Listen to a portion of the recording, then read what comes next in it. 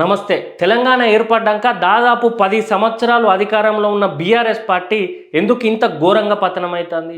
ఈ పతనం ఎన్ని రోజులు కొనసాగుతుంది?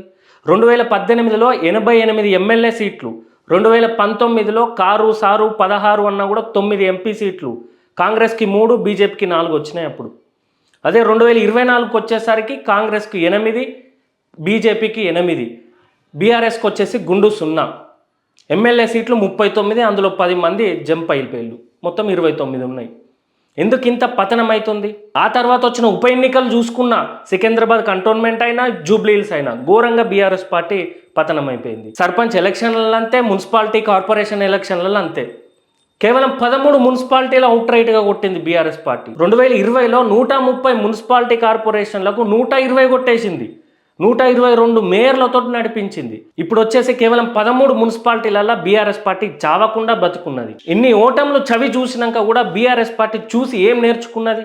2023లో ఓడిపోయినాక, 2024లో గుండు 0 వచ్చినాక, సర్పంచ్ ఎన్నికలు పోయినాక, మున్సిపాలిటీ ఎన్నికలు మొత్తం లాస్ అయిపోయినాక కూడా కేసీఆర్ ఫామ్ హౌస్లోనే ఉంటే అహంకారానికి ఇవి కాదా సంకేతాలు? అయినా తెలంగాణ ప్రజలు మీకు ఏ ఎన్నిక వచ్చినా కూడా ప్రధాన ప్రతిపక్ష పోస్ట్ ఇస్తున్నారు. ఇదేనా మీకు తెలంగాణ ప్రజల మీద ఉన్న గౌరవం?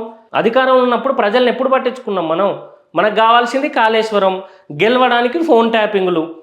ఎమ్మెల్యేలు కలవడానికి వస్తే కలిసినావా నువ్వు? ఎమ్మెల్యేలు పక్క పెట్టు, మంత్రులు నిన్ను కలవడానికి, నీ దగ్గరి మంత్రులే కలవడానికి వస్తే వీళ్ళతో నేను మాట్లాడేది ఏంది, నేను ముఖ్యమంత్రి అనే అహంకారంతో వాళ్ళని రిటర్న్ పంపించినావు కదా.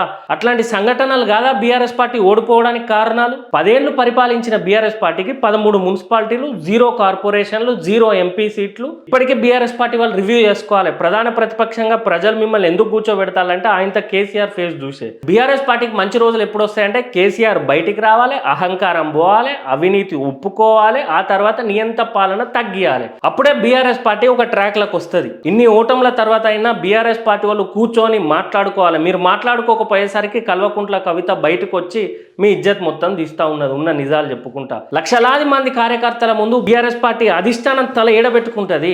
ఇన్ని ఓటముల తర్వాత కూడా మీలో మార్పు రాకుండా ఉంటే 2028 ఎలక్షన్లు, దానికన్నా ముందు వచ్చే జిహెచ్ఎంసీ ఎలక్షన్లో బీఆర్ఎస్ పార్టీకి మరోసారి గుండు 0 వచ్చుకుంటూనే పోతుంది. మన రాష్ట్రంలో విద్యార్థుల రాజకీయ పార్టీ లాగా ప్రాంతీయ పార్టీలు ఉండాలి, బీఆర్ఎస్ కూడా ఖచ్చితంగా ఉండాలి. కాకపోతే వాళ్ళు చేసిన తప్పులు ప్రజల ముందు ఒప్పుకొని మళ్ళా అధికార పార్టీకి ఛాలెంజ్ చేస్తే అప్పుడు రాష్ట్రంలో రాజకీయం ఒక గాడిలో నడుస్తుంది. ఖచ్చితంగా పార్టీలు ఉండాలి, ప్రాంతీయ పార్టీలు ఉండాలి. కాబట్టి ఇప్పటికైనా బీఆర్ఎస్ సిగ్గు తెచ్చుకొని తప్పులను ఒప్పుకొని కార్యకర్తలను కాపాడుకొని పార్టీని కాపాడుకోవాలి. లేదంటే 2028 తర్వాత బీఆర్ఎస్ పార్టీ పూర్తిగా భూస్థాపితం అయిపోతుంది.